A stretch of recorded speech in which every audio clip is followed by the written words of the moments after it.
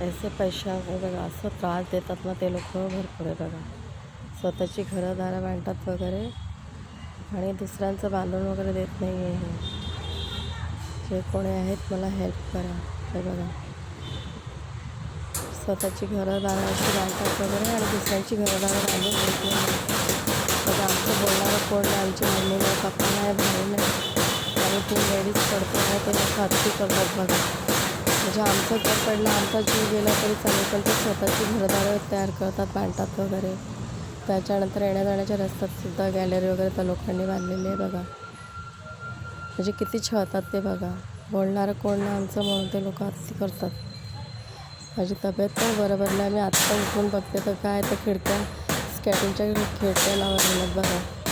असे टॉर्चर करतात ते लोक. आम्हाला टॉर्चर करून मारायला बघतात आणि आमची जागा जमीन हडप करायला बघतात ते लोक. हे बघा.